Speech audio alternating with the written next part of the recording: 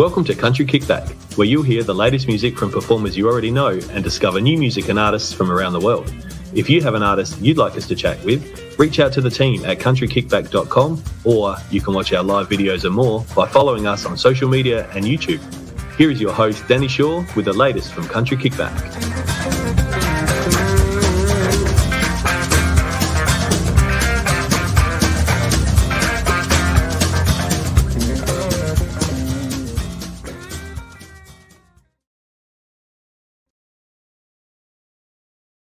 Hello, everybody.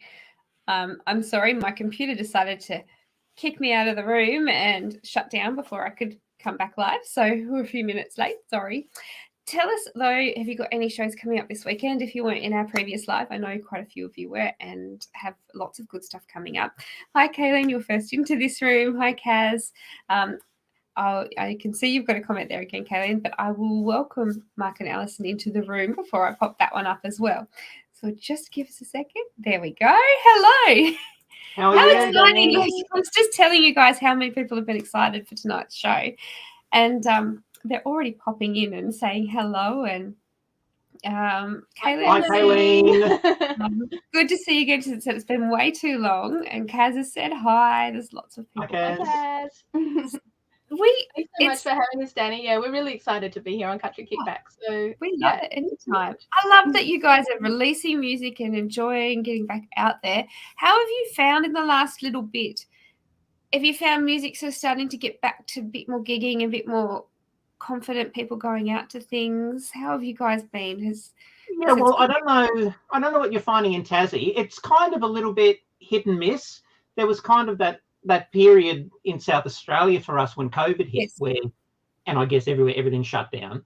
Yes. In South Australia, we've kind of had a couple of blips on the radar where they kind of opened the doors and said we're back to normal, but then it was like, oh no, we're closed again. Sorry. Music, like you need, it's a hard enough job at the best of times. You need a reasonably straight direction, and that's made it really hard. And we've certainly noticed at our end here in South Australia that there are a lot of venues and a lot of festival type events that haven't come back. Some of those, I guess, they just couldn't survive over that lockdown period, but some of them, I think they're still they're just not sure yet whether they want to or not. And it's really hit and miss even on a local level with, local concerts and tours and things. Some people seem to be getting bums on seats. Some people not so much. We kind of sense that maybe, and this is not a criticism of the general public, but I think a lot of it kind of with COVID, it made us think about what's important. And I think a lot of us are kind of gone, if it's the middle of winter, even if it's a really good show that's come to town, do we really want to leave the fireplace and the pizza? I think there's a lot of that going on. Yep. We did become much more homebodies, I guess, didn't we, in that time as well? You're right. And probably still a bit of nerve of going out and getting sick, even, there's always that fear there. It's still such a new fear. And I guess we're learning to adapt to it, but it is a slow process because it is a scary thing, But I think in Tassie, we're really lucky in the fact that COVID, we didn't have COVID down here really much until we had it when it first got here, and we had 300 cases, and then we had really just until we had years where where everyone was still closed, and we hadn't had anything for nearly 18 months, I think it was, before we got another case again. So people were able to come down here, do their quarantine, and then do shows down here, and we were still able to see music, and it actually made us more hungry for it because everyone's starting to go, we have some really good stuff in Australia. Normally they sort of go, oh, we'll wait for the big ones to come. But because they didn't have a choice, they were like, I've got to get somewhere. They were, that's really good. And now they want to go to more. And I think that's fantastic. But it's sort of reversed to everywhere in Australia. Absolutely. And even here in South Australia, we don't really, our festivals are very grassroots, are very small, generally run by independent committees. So we don't have those great big festivals like Tamworth or Gympie or any of those, huge ones. So we're kind of seeing there is a little bit of a resurgence of people trying to organise them. They're just starting small again. So it's going to be a bit of time before they start to be big like they used to be. And from that, hopefully, in the next generation of country music fans will start to discover how wonderful those talent quests and festivals and things can be as well. Yeah, and it will get there. We will get there. It's just time, and as we're saying before, education. Telling people, you are safe. We're not going to cancel on you. Chris has popped in to say hi as well. Hi, Chris. Kaylin said the last time she saw you, you were supporting Charlie Lansborough.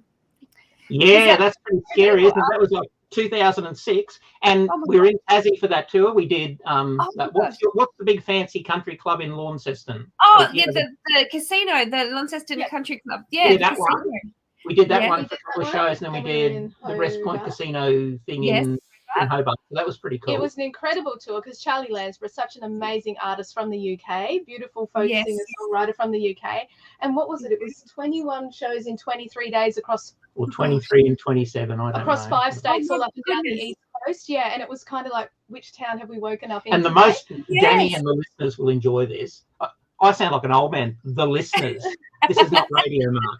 But this was something nobody probably ever realised who were watching that tour as it made its way around Australia. The most dramatic moment was we started in Sydney and then we kind of worked our way around down through Albury and we ended up in Melbourne where we had to jump on the plane, fly to Launceston, do the Tassie leg, and then we came back to Melbourne and continued up to Brisbane. But the afternoon that we arrived in Melbourne from Geelong, I think, to fly across to you in Tassie, when we got to the airport, and as you can imagine, Charlie had a whole band and we were there and the sound guy took the sound gear with him and that kind of stuff. We got to Melbourne Airport and we all checked in, got our seat allocation and everything. And then the airline says, we haven't got any freight booked for this party. Yep. And we've got drum kits and guitars. And I think in the end, they had to leave quite a bit of stuff in Melbourne. The sound guy said, well, I'll lock it in my car and put it in the 24-hour car park or the week-long airport car park. Amazing. Yeah, somehow we made do, and it was an incredible tour. And we met so many wonderful people on the road and in the air during that time. Yeah, so that was a long time ago now, Kayleen, 2006. Yes, there you go. We were newlyweds. I was at least 25 kilos less then. That was your gear, right? Yeah. No comment. And Kaz has just popped in. She said that she will review your album and she'll send you the link when she's done it. Awesome. Awesome. Thanks, Kaz. Oh my gosh, there's like heaps of messages coming through. Charlie is amazing. Yeah, he is. And Kayleen again. And for the people, Danni, who know of Charlie, he's not just like a wonderful singer and a songwriter, but he's a wonderful human being. And we were just blown away that when he came back to Australia for whatever his next tour was, it was probably around 2008, we were just, whatever we were doing that day, we get a phone call and it's Charlie Lansborough saying, hi, Mark and Alison, just thought I'd ring up and, we had such a good time last time when we were here. Just thought I'd ring up. We're in Melbourne at the moment and just say hello. That's amazing. I mean, it is. Not something that happens a lot. No. And how did the original tour start? How did you meet and how did that all come about? I love stories like this. Sorry. It's interesting because because at that stage, Tamworth was raging and we were there every year and we were running our own series of shows in the Tamworth Conservatorium of Music. They had like an old church building called the Chapel. So it had been handed to the conservatorium. We would hire it at festival time, set it up as an intimate kind of singer-songwriter acoustic type show. But obviously we did lots of other things around town to promote that. And we'd run into Charlie over maybe 2 or 3 previous years. I think it was at that early stage where he was starting to line the road to come to Australia to do a full tour. So he would come to Tamworth each year. He'd do a couple of guest appearances and maybe a show. Yeah. But we ran into him quite a few times just around the traps and he would come up and say, back then he would say, young man or young lady, that I really enjoyed your music. And then we just kind of kept in touch a little bit. And then one day, I think it was Arthur Lang Entertainment who was touring him in Australia that particular year, just rang up and said, look, we've just kind of been talking about you guys and we just thought you'd be a really good support act for him. Do you want to do it? We'd been married in December and that was at the end of January. So we did marriage in December, Christmas, Tamworth, straight into the Charlie tour. It was a whirlwind. It was a way to throw you in the deep end. Yeah. Absolutely. But it was wonderful. Survived that? Yeah. And I saw Kayleen's other comment there before as well. And she had just mentioned how she loves you singing Australian Child, and she remembers my old band called Young Country. And it's so funny because all of that ties into the story of Out Into the Blue, the song and the album, because really, on paper, Mark Tempany and Alison Hams, we probably shouldn't even have met, let alone be married and here doing what we do, because Mark was this troubadour, folk singing, acoustic artist from the rainforests of Queensland, and here was me, a bass player and a singer in country rock bands here in outback South Australia. Yes, completely different. So totally on paper we shouldn't work, but well, I'm at that stage. I'm living in Brisbane, and I get a phone call from some lady who says, I run the newly reopened Iron Knob Hotel. Now, if Tasmanians come over to South Australia, I'm not saying Iron Knob isn't like scenic, but you probably wouldn't worry too much about going to Iron Knob. Like, the people who live there are just the best. But it's so amazing. Go back 30, 40 years, it was a big iron ore mining town. Now it's basically a ghost town. And the funny thing was, at the time I got that phone call, I only had a memory of way back when I was a little kid with mum and dad doing a holiday to Perth on the road. I remember going through Iron Knob, which back then was a booming mining town. Yeah. And when they said, hey, Mark, we saw you at the Mildura Country Music Festival. Could you come down and do could you be the main act? Because we've got this lady called Alison Hams from down here who's going to do the other act to reopen the hotel. Would you come all the way? And you hadn't let it all by that point. Yeah. And I've driven, 2.5 days from Brisbane, and I'm thinking, wow, this is going to be like this booming mining town. This is going to be huge. Oh, and as I pull off the highway, there's emus walking down the middle of the main road, and there's trees growing out of the bitumen. I'm thinking, that's not the Iron Knob I remember. No. And then just to top it off, we set up, we did the show, we started to do the show, and there was about 3 people came. They were expecting like gangbusters. And we found out later that the hotel had printed in the local newspaper for the ad for the show. They printed the wrong phone number. For bookings. We found out years later there was some old lady on a farm way down near Port Lincoln who was getting all these calls to get on the bus, and she was just going, no, wrong number and hanging up. So really, yeah. But it meant that we had lots of time to talk. And then, fast forward, we got married, and here we are. The rest is history. Yes, and here we are, out into the blue. Yeah, exactly. That's right. Now, we were talking before, actually, there's a couple of, Daryl said he's still following your career. Oh, my once manager, like Daryl, got me started way back in Southeast Queensland. Really? Notice I'm losing my hair now, so... You don't let him know. He's not deaf. How do you know? True. It looks like he might be deaf now. Oh, stop it.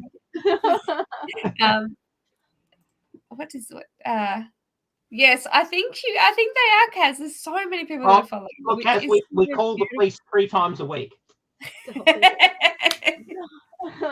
It's been a really interesting journey after all this time, because a lot of people might have thought, whatever happened to Mark and Alison? We've been doing music this whole time. Our last albums came out in the early 2000s.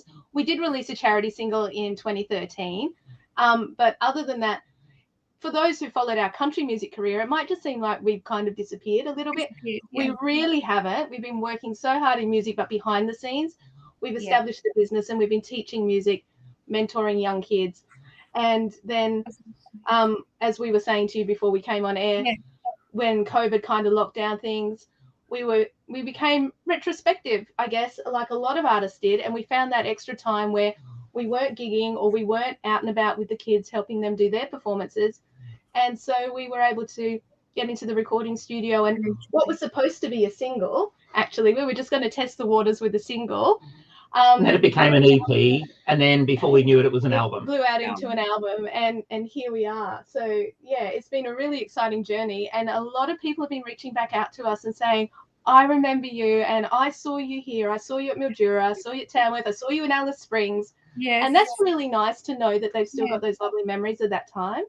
It is just beautiful. And was it hard? Like, obviously, like, it sort of just came together, the album, but was it quite nerve-wracking putting it out, like putting new music out after such a period of time? Well, in a weird kind of a way, I think, like, in terms of making it, what we both noted was, I guess, if you go back 20 plus years when we first started, I guess when we were recording albums then, it just felt like it was so focused and so much pressure on the end result, because that was kind of the make or break thing for you to be a professional artist. This time round, I guess we don't feel that pressure as much. And I think what we both enjoyed a lot more about the making of it is that journey. And because the technology, like the wonderful technology that we're using now to talk to you, has enabled us, and this never used to exist, but we can talk to musicians in Nashville or Los Angeles or Sydney or Melbourne, and that's been amazing. So for us, that journey making it has been amazing. A really amazing creative process. And like Mark said, because even though the album's quite an eclectic mix of songs, each of them is very different to the other. There's sort of this beautiful thread that runs through it, we think, that connects all of the songs, because it's also connecting all of our stories. And so in using the digital mediums of the internet in order to use those other artists that we've got some amazing session musicians on there, and being able to do that whole creative journey of creating these songs and making them come to life has been amazing. It is, and because there are some really big down points about the current digital streaming and the way that we do it, but it has also opened up other doors, like you said, recording, and you can do a lot of songwriting on Zooms, and it's made it accessible for people that couldn't necessarily do stuff in that format a little bit easier. So it's definitely got its ups and downs, doesn't it? But that is something that has helped. As far as being able to connect with the world and being able to connect instantly, that's an amazing thing. The thing that some people have been asking us about is, why isn't the album up on digital platforms? And the reason we've taken that stand, I think, is just because we've got nothing against digital at all, but we feel that the model itself is broken. We feel that it's not fair on the artists to not receive some sort of reward for the art that they're putting out there. I think if you think about the logic of it, without naming platforms, a certain platform that streams, it might exist. We as an artist have to pay them money to have our music on there. Most of the people who tune in and listen and access our music pay that streamer. That streamer really doesn't pay us at all. And it's yet, so backwards. It's crazy. It's like a one-way street, and that's where it's kind of all gone wrong. The platforms and what they could do is, it's just an amazing opportunity. And for us as independent artists, who, if you go back 25 years, there was always kind of a glass ceiling in the industry where if you didn't get a major record label contract with a company like Sony, because they had the money and the control, we could only ever get that far. What digital has done is it's kind of shattered that. It's evened it out. But the problem is, I think it all happened so quick that rights organisations like APRA, AMCOS never quite caught up. And we were saying to you off air, just on the pre-sale CDs that we've done already, to make the amount of income back into our pocket, which for us as artists, I mean, that means, can we make another album? It means, can we travel to Adelaide and do a show and pay for $2 a litre petrol? Those kind of things now are really central. And just on the pre-sales we've made already, before officially launching, we'd have to have like 60 to 100 million streams on a platform like Spotify to earn that money. Now, I'm not saying that Spotify need to pay us what a radio station would pay us, but the model's a bit out of kilter there, and they need to get this right. Definitely. It was kind of like it was rushed into, wasn't it? Like it was just and it took off so quickly, and that's what we're saying. It could be amazing, and we know for these young artists releasing their debut, absolutely you want to get your name out there wherever you can, however you can.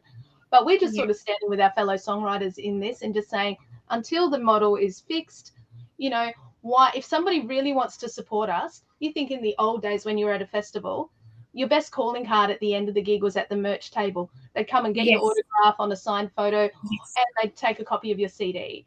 And I think, if people want to really support the artists, they can jump onto our websites, they can buy a signed CD, they can buy a digital album. I was about to say that, they're buying it directly from the artist. And in that way, we just think that that's just sort of fair and back to how it used to be a little bit as well. Yeah, absolutely. And you're right. Like I was going to make sure that people knew, like, because I'm a hands-on album, whether it be a CD, a tape, a vinyl, I don't care. I like a hands-on album.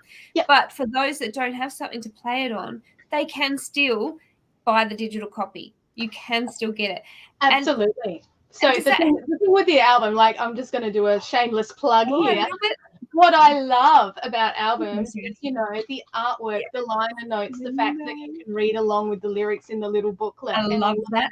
You know, it's a tangible item that we can sign and send to you. But if you want to have a digital copy, absolutely, we can send it to you direct to your email inbox. And, you know, either way, we feel we're giving you a taste of our music and our stories.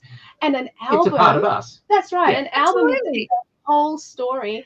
And it's not just something that you sort of swipe away after 15 minutes. I miss that story of an album too. Like I used to listen to an album, like you knew from song 1 to song 10 or 12 or whatever it had on it, you knew. And before the next song starts singing, you're already in. You're hearing it. Yeah. And that's something we've talked about a lot, Danni, is I think when I think myself about listening to music through the years, I think what I would say is that quite often when I first listened to an album, the songs that immediately jumped out at me might not be the songs that in 5 and 10 became the most favorite. So I think there is that thing with music. Well, you do need to listen to it a few times over. Yes, you do. Need to think about it, and sometimes what initially seemed like your favorite becomes something entirely different. You've just got to take that time to unpack it. But too, like I don't know how many albums that, you know, these are the singles on the album. My favorites were definitely in most albums those hidden songs that never got airtime. And I was sitting there going, what if they just released singles? We'd have never got all of these. Well, this is how I know that artist, because it's just crazy. And I think that also without having that, you know, the record label, artists are starting to have much more confidence in releasing what they want to release. That has helped that as well. It's their art, not what the record label's saying you have to record and sell. Yeah, that's the great side of it. It's really important and it's really good. It is really good. And storytelling and that creativity. Yeah. I don't think we have that fear of, it used to be, oh, you like country music. Genres, artists are not, like, they're still in a genre, but they're also not frightened of branching out a little bit and it's broadening people's taste a little. I find. Absolutely. And even in regards to our own album, you know, we've found that it crosses so many different facets of it. It certainly fits in the pocket of country, but there's some music on there that it almost defies genres. It's just telling stories. And we feel that, you know, anyone could sit down and listen and enjoy the song because of the story. Hello. Good evening. So, for example, tell the story of Finally Home. Track number 1. Excuse me. Okay. So track number 1 on the album is called Finally Home. And it's actually a song that I co-wrote with a friend of mine. He's a wonderful songwriter called Mark Drilling. And we started writing this years and years ago. And it started off talking about just how important home is to people and, you know, how your dreams can come true. And then the two of us were very lucky to find ourselves in Sydney. We were working with Rod McCormack and Gina Jeffries just to put some final touches to the song in their studio, and we got to demo it with them. And now finally, after all these years, it's seeing the light of day on Out Into the Blue. So if you want, here's a taste. We'll give you a little taste of Finally Home. Yes, we would love that. We'd love that.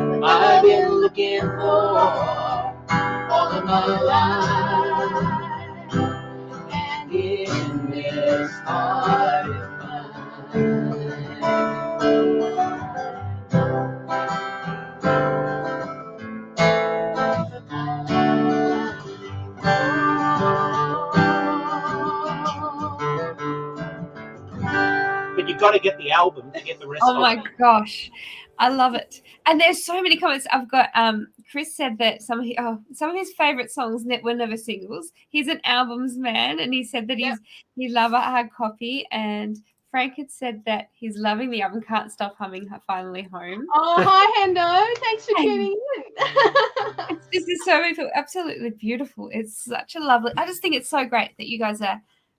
You're not just making a stand, you're educating people about it. Like, it's really important. And I think it's lovely to see people doing that. And when people look back in all those years' time, you know, people who have that beautiful fond memory of vinyls and they're still buying vinyls and they've still got that collection on the shelf. You think in another 50 years from now, are people going to have a playlist on a shelf, or are they going to have you know, their vinyls and their CDs and whatever comes on. That's right. And the ones that are on those CDs and vinyls and tapes, they're the songs that last. Because while we're streaming it right now, a song on a streaming platform has a couple of weeks, maybe a few months, compared to, I bet you that every single song that anyone bought before streaming, they remember it from start to finish. We were doing the maths on this only today. If we go back 20 or 25 years in Australian country music, generally speaking, if you wanted to release a song commercially, there was a compilation CD back then that went to radio. It was called NFS, Identity of Country Music back then. Nick Irby and Mike Smith, those kind of guys were running that. And NFS would come out once a month on a CD that got sent to radio. And pretty much anyone who played country music got NFS, and they played their new music off that. So each NFS disc every month might have 15 or 18 new songs on it. Some of them might be people like us. Some of them might be Sony music artists. Pretty much that was it. And we did the maths, and NFS was probably putting out in Australia like 180 to 200 new songs a year.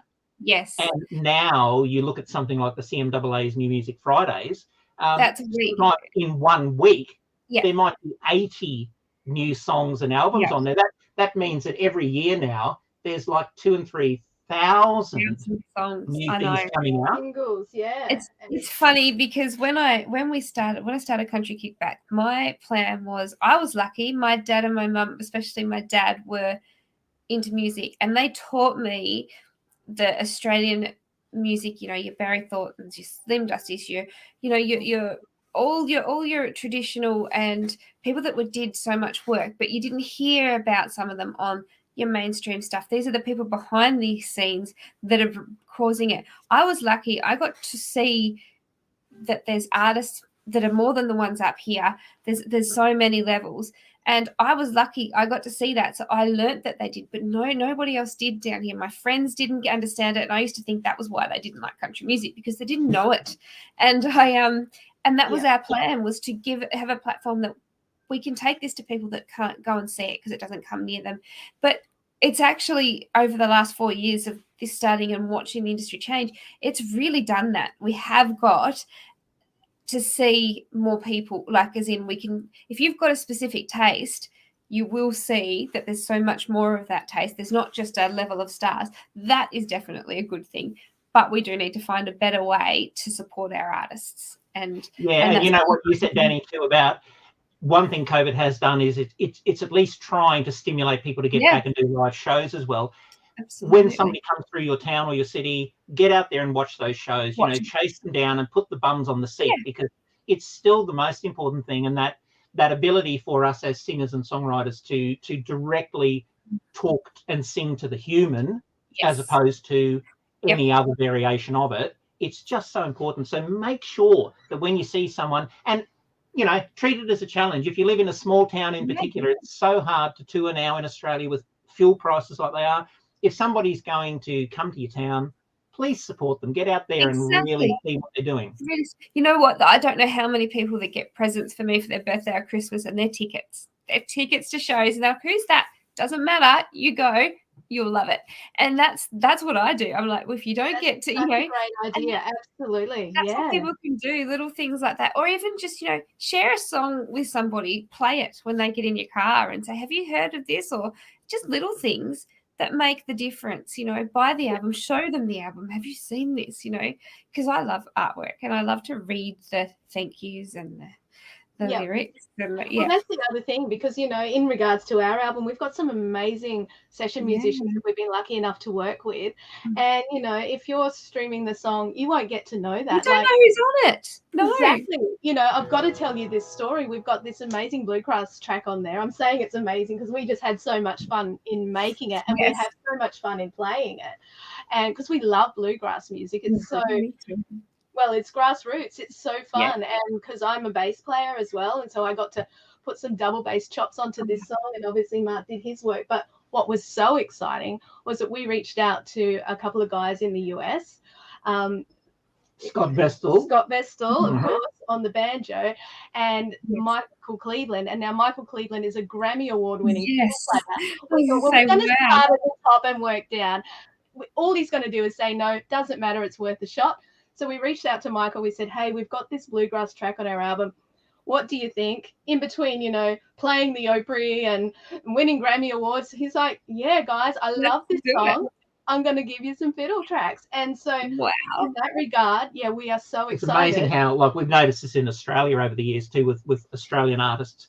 Sometimes the higher up the tree that you climb, and the artists that you're dealing with, they genuinely get to be nicer and nicer and nicer people. Yes. There's always some exceptions, but generally speaking, Always, I guess because they've worked so hard to get there, And they want to support maybe it's someone. only the best. Yeah.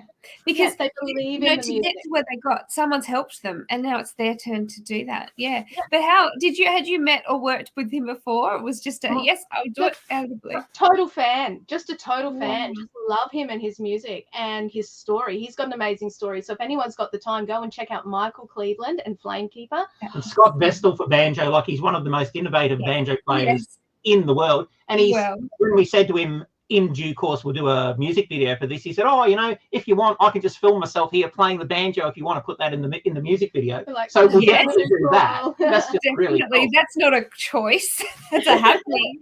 That's it. So the song we're talking Bit of about bluegrass. is Closer, bit of bluegrass. Yeah. Tiny taste for you here now.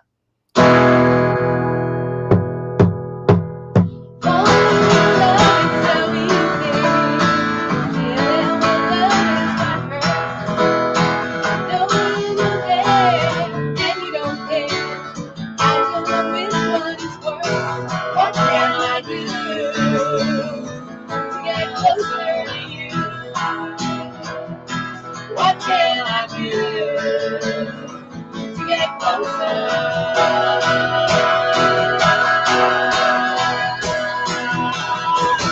But you got to get the album. Love it. That's So where the many magic comes in. Yeah, absolutely. Jonathan said that he buys CDs and vinyls and other merchandise. Jonathan he's from the UK, and he's one of the biggest supporters of music, and especially Australian music. He's just wonderful. Thank you, Jonathan. Good on And you. Ryan just popped. He said, "Say hi from Australia," and Chris is Ryan. clapping as well. And there was another comment. Where did it go? Did I just see that Chris Lord had a picture of a dolphin in his Yes. profile picture? He does. He does. Amazing. That's amazing, because where Isn't it we're based at in Whyalla, we have Yes. is it pod of dolphins? Is that the collective term? Who Yes, live yeah. in our local marina, They live and in the marina, and they're just it's beautiful. just amazing. You can walk down there at any time, and they just swim around, and you can just see them pretty like they're much. just there. It's amazing. They're not It's pretty frightened. unique where we are. Yeah, they say it's where the desert meets the sea, and it's just a really unique little spot that we are. And the dolphins are just part of the You have to send me a photo. That sounds beautiful. I need to. I was only saying at work yesterday, I want to come to South Australia because I haven't been to South Australia. And then we were talking about Adelaide, and we're talking about all sorts of different places. And it's like, you would love it. Like, it is the most Come on beautiful over. place to go. Yeah, So I lots of have to variety. come now. I want to see the dolphins. I have to come. Well, you will appreciate the fact that Ali's very best friend lives in Perth, not Perth, Western Australia. Your Perth, Perth, just over the river. That is less than 10 minutes. My sister Yeah. lives in Perth, and I'm at Evandale, which is right at the airport. So There you go. Our matron of honour Right. was she's For all just we around the know, corner. they all know each other. You might probably have not. We had her in probably the met. morning coffee run. Yes. Probably met, I reckon. It's such a nice. Oh, Chris said that it's actually Coffs Harbour where that photo was taken. Oh, wow. It is beautiful. Stunning. And just look at the water. It's gorgeous, and yeah, I just love how Unbelievable. friendly they are. They're just so trusting, aren't they? Yeah. Oh, Yeah, it's Kayleen so said true, that- isn't it, Kayleen? There's just like this real feeling in the industry at the moment, I think, where people are valuing what was so good about music and about that whole... If there could be any good part about the COVID pandemic, and I mean, there's no good part of it, but No, I do think it has refocused the store. It's given us that period to think about what's really important, and and it's, that's not a bad thing. And it's made the family, the music family, so much. You feel so much more connected when you're, when we're out together. I think it's, it was such a hard time for so many artists. COVID, it was awful because gigs stopped and everything. But I think it's drawn us together as a music family, as Kayleen was saying there. It's like you're reconnected with family because it's really become strong. And I think we were always good at supporting each other in this industry, but I think we've just gone to that next level, which is beautiful. Yeah, I think it's showing us what we missed. It has, yeah. I took my mum to Tamworth for the first time in January, which is crazy considering, I grew up, my mum and my dad with music, and mum was just blown away with the fact that everybody you came across, everyone knew everybody, but also there was someone walking going, I'm trying to do this with my music, and you go, oh, I have a person that would be really great for you to go with that, and you're sharing your contacts. You go, this person would be great for you, and not one person was being, oh, I'm keeping that for myself. It was absolutely. And I even remember back in the early days when we were first going up to Tamworth, and you're just getting your start, and you're still really nervous, and you come off stage and you've literally brushed shoulders with Troy Cassardelli, or you've brushed shoulders with Tommy Emmanuel, and they say, loved that song, or loved that, and you're just like, and that they genuinely mean it, because we're all up there doing the same thing for the same reasons. We're just making music, and it's really special, and we're just getting that vibe again. It's really good. It is really, we are really lucky actually, and I'm loving that it's back, and I'm loving that it's also the quality of music that's coming out is just incredible. It is. It's absolutely amazing. And what you're doing with Country Kickback, I know that you're probably going to kill yourself because you're just doing so much of this. It really is amazing, and it really is important, because we were coming back into the industry at a serious level after 15 or 20 years. For the last several months, getting ready to get to a release stage, we've been having to Google and search and read up and find who is anywhere in country music anymore, media and so on. And we just kept coming across Danni's name, Country Kickback, started looking into it. And it is absolutely amazing, the trail that you've already built. And it's so important that you just keep doing what you're doing, because this is just such a fantastic thing that never used to exist, where in a relatively informal setting, we can all talk between you and us and people who are there watching or listening. That's just amazing. That connection between the artists and the people and the music. It's just a really big soup. That's really, really tasty. Thank you so much. That's so lovely, because that is one thing that when we did set out, I've always loved to listen to interviews, and I like to hear the reason behind the songs, but I used to find when they were really structured questions, like the interviewer didn't have that it was, this is what I'm asking, this is what I'm expecting, and that's where it goes. I wanted it to be in that relaxed setting, because you come away from that going, but I didn't really understand that artist. I didn't fully understand the meaning behind that song, because it was so rigid and so strict. And I was like, it needs to be a setting where you can just chat and let it unfold as it happens. You can chat and get to know the person. And I think that's part of learning music and everything as well, which we're just so lucky. And we find that too. The teaching of music that we do with our students one-to-one, we love teaching them using the music that they love, because we figure if you're going to play music, there's no point starting on page 1 of book 1 and forcing you to do all this stuff if all you really want to do is just play some Taylor Swift for fun, or you just want to learn some AC/DC riffs, because if that's what you want to do, then that's what you'll do, because then you're going to love it. It's meant to be something that means something there, and something that inspires you. That's what we think. Anyway. And the thing is, by doing that inspiration stuff, other stuff will naturally start to unfold from that. It's, it's where it will keep going. So we're just, it's the best place for them to start. I remember as a kid, you probably knew my guitar teacher, Dawn Cooper. She won a golden guitar. She won a golden guitar, and I'm just trying to think what year it was. Oh, so you're saying that you play guitar? I used to play a little bit of guitar, yes. Why have we never seen that on Country Kickback? I know. Well, I can't play very much anymore. I have got a bit of a problem with my right arm. I think everyone's going to start asking now that you've let that one out of the bag. I did try teaching a friend a couple of weeks ago, and he was going really quite well until he overplayed, and he's gone, my fingers I can't feel them anymore. And I'm like, are they bleeding yet? Yeah. It's one of the most common things you say to little kids when they learn, because nobody appreciates, particularly this hand. Oh my gosh, I know. Appreciate. We always say, if you were at school told to walk around with your delicate fingertips holding a piece of wire tightly against a piece of wood, you'd never do that, would you? No, and that's exactly what we're telling people to do, isn't it? Yep. But it's all worth it. It's worth every bit of it. No, we really are hard on our people. But where can we, if we want to keep an eye on you guys and where you're going to be playing and you know, like obviously there's this album and just future music and future things, what's the best place for people to keep an eye out for all of that? So I think we're across pretty much all of the usual socials. We're on Facebook, Insta, Twitter, YouTube. Yes. So if anybody looks for us at Tempany Hams, then they'll find us there. And of course, we've got our websites as well. You've got the Stormfront one showing on the screen at the moment, which is our music business. And there's also marktempany.com and AlisonHams.com. And anyone looking for albums, they can there's a pretty obvious photo there of the album. So you just click on it, guys, and you'll find us. Yeah, it is. And it's really easy to do too. I like that. I like easy websites where you can just go, yep, this is what I want to buy and do it. Yes. And we can guarantee that if you make an order, then you're actually talking directly with us. And if it's a CD, you can even say, can you sign it to whoever? We can do that for you. So that I was about to say, because you have limited edition CDs as well for this album. Oh, Danni, it is limited to however many millions we can sell. Yeah, done. Come on, guys, jump on and order the album if you haven't already. And I know that there's quite a few of you that have already done it. But, hang on, we've got a couple of, sorry, they're slowly loading. My internet's just going slow. He said he got his own mini vinyl record maker machine. I did not even know that existed. You can cut your music. Amazing, that's something Jonathan. we're going to go and check out afterwards, I think. Yes. Maybe that's something they only have in the UK. We're a bit backward here in Australia. Oh, you have to send us a photo, Jonathan. Yeah. He's really excited. I did not know that was a thing. I want one. Yeah. I want one of these. We may have to do a UK trip.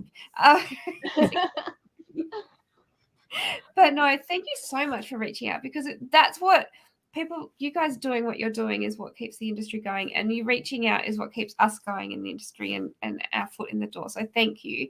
But oh my gosh, you have to come to Tassie. You have to come down again, and you have to do some more shows. It's been too long. Yes, definitely. Yeah.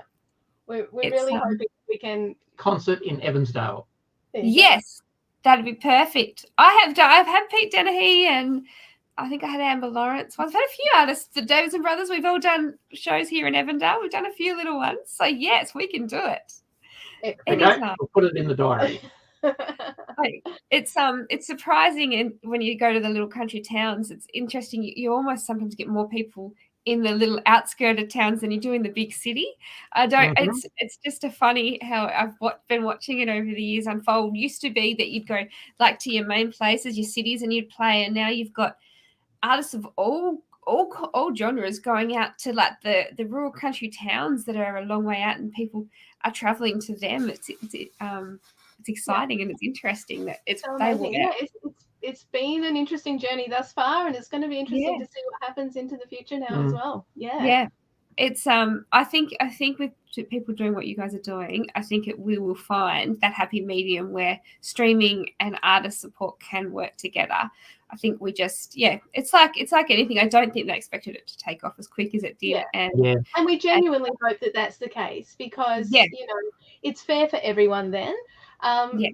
Unfortunately, music has kind of gone from listening to consumption, and hopefully we can find that happy medium where people are buying the merch, buying the tickets, buying the physical release, as well as listening to it on whatever their favorite device is. And that way everybody can support music properly, and the artists and the songwriters are supported as well. Exactly right. And Kayleen was just saying that her friend has house concerts, and she thinks that is a beautiful idea, Kayleen. Absolutely. And actually, that's something that's fairly fairly recent, the house concerts, and that's something that may take off a bit too, with people wanting to support the artist and taking that on. It's a nerve-wracking thing, but it helps when venues are maybe looking for a different style or different, ways of getting to know new acts, and that's another way to do it. And I think that's the thing with big venues, certainly for an artist, an independent artist, with the overheads that come with that, and certainly if they've been forced into some sort of percentage deal or door deal or something, that's a very nervous thing, because you've got to make those sales to make it worth going. And we're feeling for some of those artists that are just out there at the moment saying, really sorry guys, we've had to cancel because we just haven't made the sales. And that's not their fault. It's just the climate at the moment. And so, it's even not that, like, I don't think it's that the artist doesn't have fans either. I think it's just that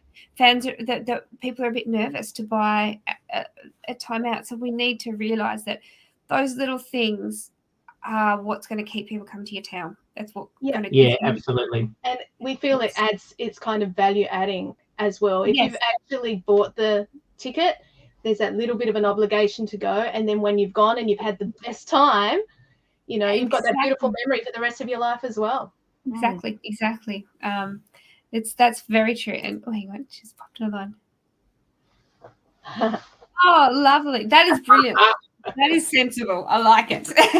We'll definitely look into it, Kaylin. We definitely will. Yeah. Definitely will.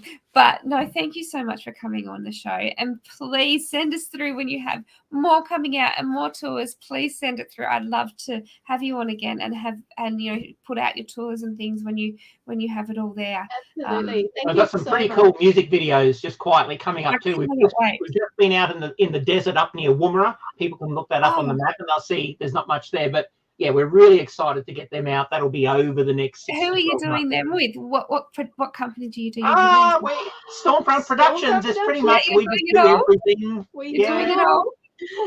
As much as we possibly can, we do it. Yeah. And like we said, it's been as much about the creative process and the journey. And because we are sort of here in the middle of South Australia, we've learned to become independent at everything we do. And we're really proud of that as well. So we're really excited to get those music videos out. So people need to keep an eye out for that. I cannot wait. The single from the album is called Lullaby.